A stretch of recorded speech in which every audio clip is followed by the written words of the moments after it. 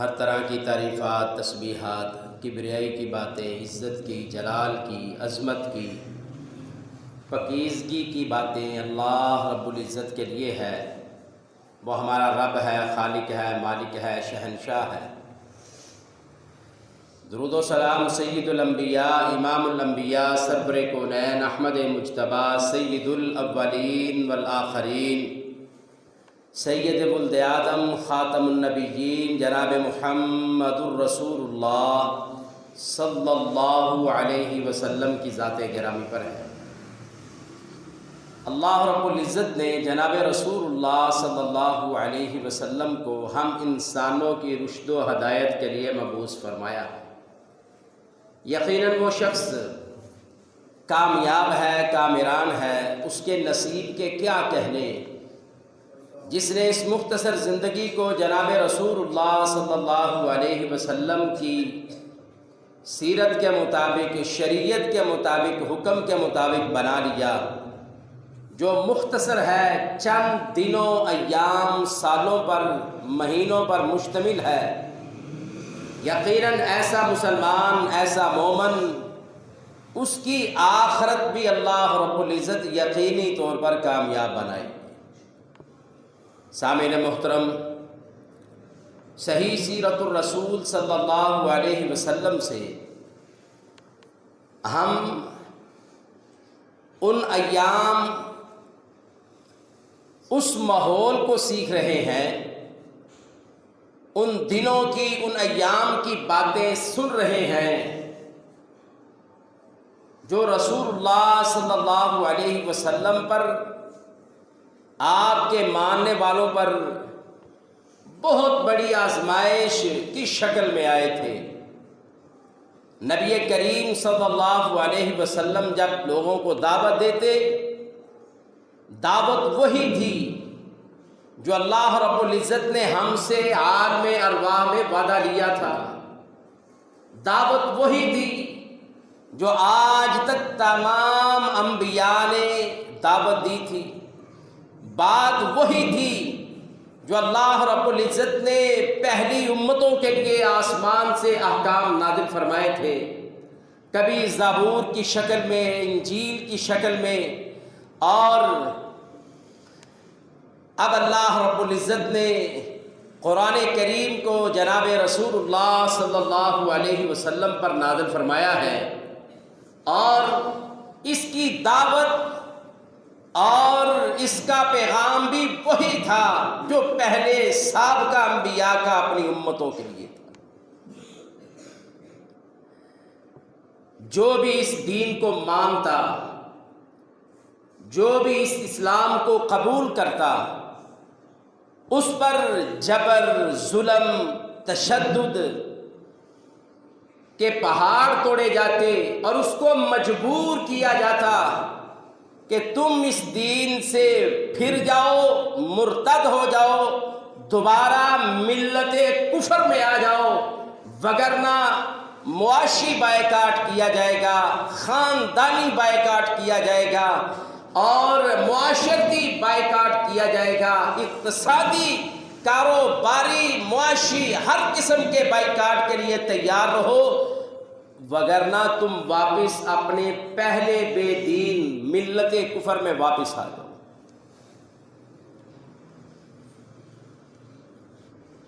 آج الحمدللہ ہم اس بات کا، اللہ کے اس کرم کا ہم جتنا بھی شکر ادا کریں وہ کم ہے کہ ہم مسلمانوں کے گھروں میں پیدا ہوئے ہیں، ہمارے کانوں میں اذانیں دی گئی ہیں، ہمیں 5 وقت کی اذان سننے کو ملتی ہے، ہمیں اللہ یہ توفیق دیتا ہے کہ ہم اس کے سامنے جھکتے ہیں، کبھی کھڑے ہوتے ہیں، رکوع میں جاتے ہیں، سجدے میں جاتے ہیں۔ اس بات کا جتنا بھی شکر ادا کیا جائے وہ کم ہے کہ اللہ نے جو آسمان سے کتاب قرآن کریم، قرآن مبین، حکمت کی بھری اور دانائی کی جو کتاب ہے،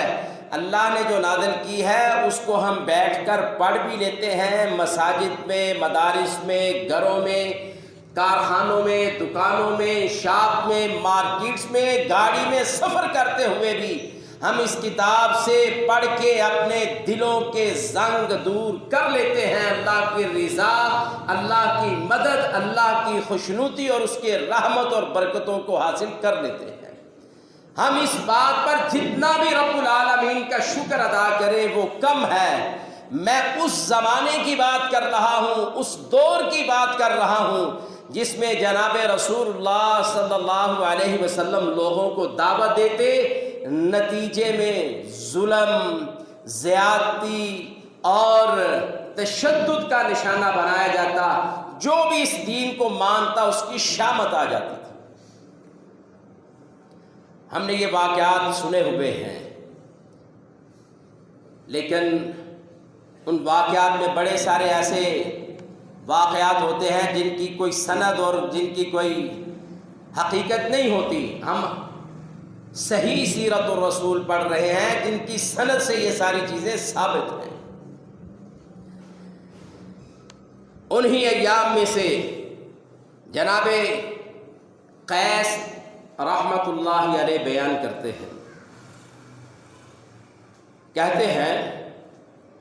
کہ جناب سیدنا حضرت بلال حبشی رضی اللہ تعالی عنہ کو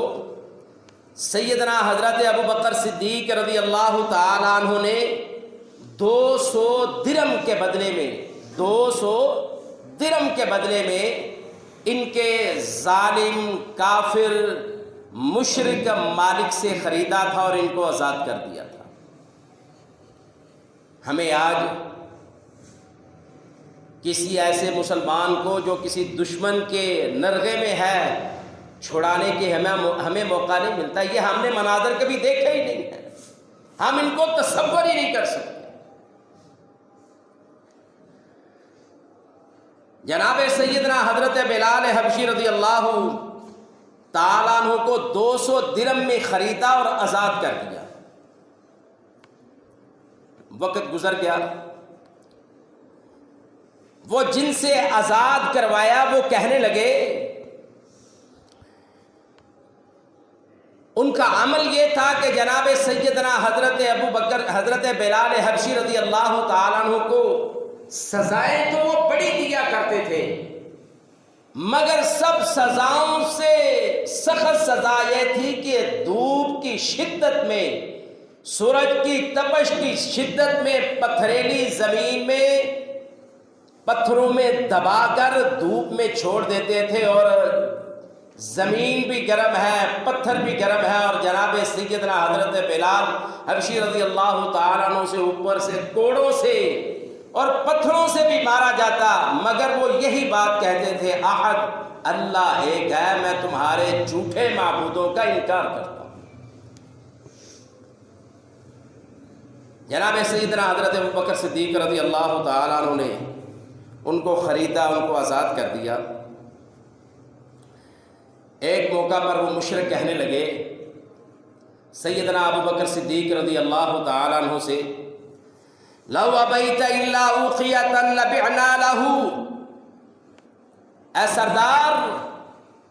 اے ابوبکر، اے قحافہ کے بیٹے، اگر تو 40 درم میں بھی حضرت بلال حبشی کو ہم سے خریدتے تو ہم نے تمہیں 40 درم میں بھی اس کو فروخت کر دینا تھا۔ ہم نے تو 200 درم مانگا اور تم نے 200 درم فوراً دے دیا۔ 40 درم میں بھی خریدتے، کم پیسوں میں بھی خریدتے تو ہم اس کو بیچنے کے لیے تیار تھے۔ اللہ اکبر! یہ مشرکوں نے جناب سیدنا حضرت ابوبکر صدیق رضی اللہ تعالیٰ عنہ سے یہ مکالمہ کیا اور حسرت سے بات کی کہ 40 روپے والی چیز تم نے 200 درم میں خرید لی۔ جناب سیدنا حضرت ابوبکر صدیق رضی اللہ تعالیٰ عنہ ان سے مخاطب ہو کر کہتے ہیں، اور یہ حدیث سند کے اعتبار سے صحیح ہے، ابن ابی شیبہ میں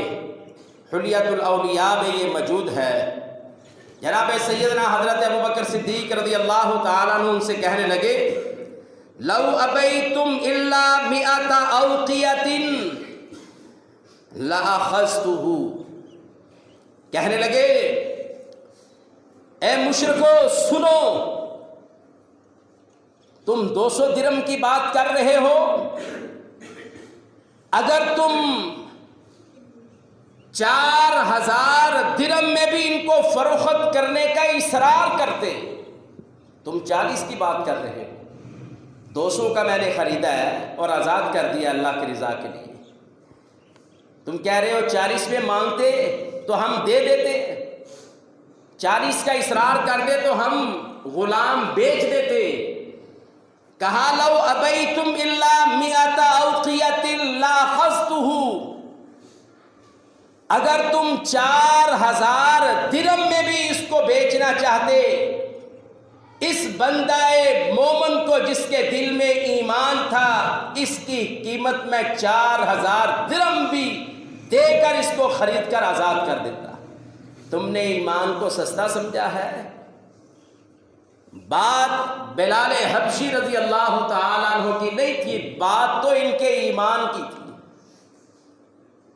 جو ان کو محمد کریم علیہ السلام پر ایمان تھا اور اپنے رب پر جو توکل تھا۔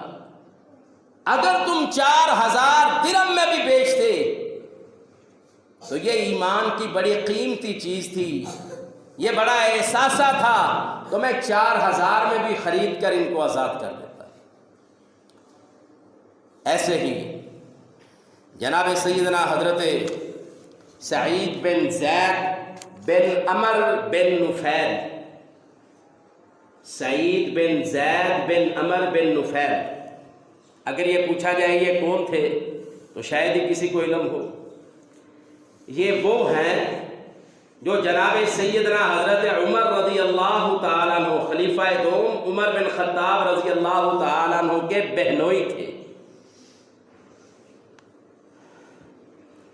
سعید بن زید بن عمر بن نفیل کی شادی جناب سیدنا حضرت عمر بن خطاب رضی اللہ تعالیٰ عنہ کی ہمشیرہ سے ہوئی تھی،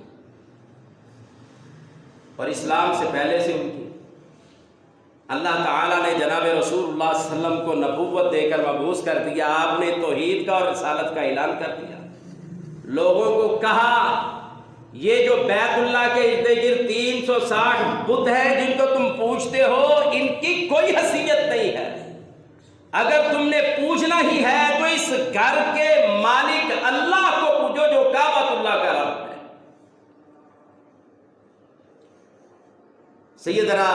سعید بن زید بن عمر بن نفیل رضی اللہ تعالیٰ عنہ کہتے ہیں کہ جب میں نے اسلام قبول کیا، اور اس وقت سیدنا حضرت عمر بن خطاب رضی اللہ تعالیٰ عنہ نے اسلام قبول نہیں کیا تھا، تو یہ ہمیں رسیوں سے باندھ دیا کرتے تھے، میں اور میری بیوی حضرت عمر رضی اللہ تعالیٰ عنہ کی ہمشیرہ، ہم پہلے اسلام قبول کر چکے تھے۔ کہتے ہیں کہ ہمارا معاملہ یہ تھا کہ ہمیں عمر بن خطاب رضی اللہ تعالیٰ عنہ اپنے اسلام قبول کرنے سے پہلے جب ان کو پتہ چلا ہم مسلمان ہو گئے، ہم نے جناب محمد الرسول اللہ صلی اللہ علیہ وسلم کے دین پر لبیک کہا ہے اور اس کو قبول کر لیا ہے، ہمیں یہ باندھ دیا کرتے تھے تو بڑے جابر، بڑے روب اور دبدبے والے تھے نا سیدنا عمر بن خطاب رضی اللہ تعالیٰ۔ اللہ اکبر۔ کہتے ہیں خیر یہ بڑی تکلیف کا وقت تھا، وہ گزر گیا۔ پھر سیدنا سعید بن زید بن عمر بن نفیل کہتے ہیں کہ حضرت عثمان ذو النورین رضی اللہ تعالیٰ عنہ کو جس ظلم سے، جس بے دردی سے 1 ماہ سے زیادہ وقت میں جب جناب سیدنا عثمان غنی خلیفہ سوم رضی اللہ تعالیٰ عنہ کو پانی ان کا بند کر دیا گیا، ان کی خوراک بند کر دی گئی، ان کو مسجد نبوی میں گھیرا کر کے ان کو وہاں محصور کر دیا گیا اور ان کا محاصرہ کیا گیا۔ کہتے ہیں بہت ان پر ظلم کیا گیا، زیادتی کی گئی اور ان کو بڑے دردناک طریقے سے تکلیفیں دی گئی، ان کو شہید کیا گیا۔ کہتے ہیں اگر میں نے اسلام کو چھوڑنا ہوتا، ایک موقع پر سعید بن زید بن عمر بن نفیل رضی اللہ تعالیٰ عنہ اپنی تکلیف کا اظہار کر رہے ہیں، کہتے ہیں اگر میں نے اسلام کو چھوڑنا ہوتا تو عمر بن خطاب رضی اللہ تعالیٰ عنہ کے اسلام لانے سے پہلے جو وہ ہمیں سزائیں دیا کرتے تھے ان کی تو ہمیں کوئی پرواہ ہی نہیں تھی۔ اگر میں نے اسلام کو چھوڑنا ہوتا تو جو ظلم عثمان غنی ذو النورین رضی اللہ تعالیٰ عنہ پر کیا گیا، میں اس وجہ سے اسلام چھوڑنا چاہتا تو ضرور چھوڑ دیتا، لیکن اسلام تو ایک آخرت کی متاع تھی، ہم اس کو کسی طرح اور کسی قیمت پر نہیں چھوڑ سکتے۔ اور اپنی اس بات میں انہوں نے جناب سیدنا حضرت عثمان غنی رضی اللہ تعالیٰ عنہ پر ہونے والے ظلم کی گہرائی کا تذکرہ کیا۔ ایسے ہی جناب سیدنا حضرت طارق بن شہاب رضی اللہ تعالیٰ عنہ بیان فرماتے ہیں، کہتے ہیں کہ میں اس وقت اپنے بارے میں بتاتے ہیں، کہتے ہیں میں نے اپنی آنکھوں سے دیکھا ہے جتنا ظلم اور تشدد جناب سیدنا حضرت خباب بن ارت رضی اللہ تعالیٰ عنہ پر کیا جاتا کسی پر نہیں کیا جاتا تھا۔ ابتدائے اسلام کے کسی صحابی کی تاریخ کو دیکھ لو، اس کی زندگی کا مطالعہ کر کے دیکھ لو، یہی ملے گا کہ جس نے بھی اسلام قبول کیا اس پر ظلم اور تشدد اور جبر کے پہاڑ ٹوٹے گئے، لیکن کسی بھی ہونے والے مسلمان نے اسلام سے انکار نہیں کیا، بلکہ محمد الرسول اللہ صلی اللہ علیہ وسلم پر لبیک کہا ہے، اور آپ کے لیے اپنی جانوں کو، مالوں کو، اولادوں کو، ہر چیز کو قربان کر دیا۔ یہی سیدنا حضرت خبیب، یہ خباب تھے، وہ خبیب ہے، جب دشمن نے دھوکے سے ان کو اعتماد میں لے کر گرفتار کیا تو ان کے 2 ساتھیوں کو شہید کر دیا، اور وجہ یہ تھی کہ اسلام سے انکار کر دو، اور ان کو ڈرا دھمکا رہے تھے، اور پاس بڑے بڑے کڑا جو ہیں ان کے اندر تیل کو گرم کیا گیا، اور ایک ان سے کہتا ہے اگر تم محمد الرسول اللہ صلی اللہ علیہ وسلم کا انکار کر دو، ان کو کوئی گالی نکال دو یا ان کو کوئی برا بھلا کہہ دو، تو اس سولی پہ جہاں تمہیں لٹکایا گیا ہے اور اس تیل میں تمہیں بھونا جائے گا، اس میں فرائی کیا جائے گا، ان ساری تکلیفوں سے تمہیں آزادی دے دی جائے گی، چھوڑ دیا جائے گا۔ جناب سیدنا حضرت خبیب رضی اللہ تعالیٰ عنہ کہتے ہیں اور تم تو بہت بڑی بات کر رہے ہو، میری زندگی کی کیا بات ہے، میں تو یہ بھی پسند نہیں کرتا کہ محمد الرسول اللہ صلی اللہ علیہ وسلم جو ہمارے آقا اور مولا ہیں، جو ہمارے نبی اور پیغمبر ہیں، میں تو یہ بھی حقیر سا بندہ پسند نہیں کرتا کہ ان کے پاؤں مبارک میں ایک کانٹا بھی چبھے، تم کہتے ہو یہ سزائیں تمہیں چھوڑ دی جائیں گی، تم اس کا انکار کر دو، ہم تو ایک کانٹا بھی ان کو چبھنا لگنا پسند نہیں کرتے، چاہے جائے کہ تم ان کے لیے سزاؤں کا کوئی اعلان کرو۔ یہ رسول اللہ صلی اللہ علیہ وسلم کے زمانے کے وہ ایام ہیں جو بڑے ہی آزمائش والے تھے۔ جناب سیدنا حضرت خباب بن ارت رضی اللہ تعالیٰ عنہ تشریف لائے، حضرت عمر رضی اللہ تعالیٰ عنہ بھی بیٹھے ہوئے تھے، ان کے پاس اور بھی لوگ بیٹھے تھے، تو حضرت عمر رضی اللہ تعالیٰ عنہ کہنے لگے، حضرت خباب بن ارت سے مخاطب ہو کر کہنے لگے ادنوہ فما احد احق بهذا المجلس منك الا عمار۔ حضرت خباب بن ارت رضی اللہ تعالیٰ عنہ سے مخاطب ہو کر کہنے لگے آؤ میرے قریب آ کے بیٹھ جاؤ۔ پہلے بھی لوگ بیٹھے ہوئے تھے، یہ سیدنا حضرت عمر رضی اللہ تعالیٰ عنہ کی خلافت کی غالباً بات ہے، جب وہ خلیفہ تھے، انہوں نے دیکھا خباب بن ارت رضی اللہ تعالیٰ عنہ آئے، کہا خباب میرے پاس میرے قریب ترین تم آ کر بیٹھ جاؤ اور میرے پاس سب سے زیادہ جس کو بیٹھنے کا حق ہے نا وہ حضرت عمار بن یاسر رضی اللہ تعالیٰ عنہ ہیں، جنہوں نے اسلام کے لیے سب سے زیادہ تکلیفیں برداشت کی۔ صحابہ کرام رضوان اللہ علیہم اجمعین، اگر رسول اللہ صلی اللہ علیہ وسلم کی زندگی کو دیکھا جائے، آپ کے بعد خلفائے راشدین کو دیکھا جائے، ان سب میں ایک بات تو اکول تھی کہ یہ اپنے پہلے ابتدائی اور پرانے ساتھیوں کو کبھی بھی نظر انداز نہیں کیا کرتے، بلکہ ان کی تکالیف اور ان کی آزمائشوں کو یاد رکھا کرتے تھے، اور کسی نہ کسی موقع پر ان کی دل جوئی کے لیے ان سے کوئی بات کر دیا کرتے تھے۔ جیسے سیدنا حضرت عمر رضی اللہ تعالیٰ عنہ نے خباب بن ارد رضی اللہ تعالیٰ عنہ سے کہا کہ تم میرے پاس آ جاؤ، اور میرے پاس سب سے زیادہ اس کو حق ہے بیٹھنے کا جو حضرت عمار بن یاسر رضی اللہ تعالیٰ عنہ ہیں، اس لیے کہ انہوں نے اسلام کے لیے بڑی تکلیفیں برداشت کی۔ حضرت خباب بن ارد رضی اللہ تعالیٰ عنہ، یہ حدیث بھی ابن ابی شیبہ میں ہے، حضرت خباب بن ارد رضی اللہ تعالیٰ عنہ نے یہ بات سنی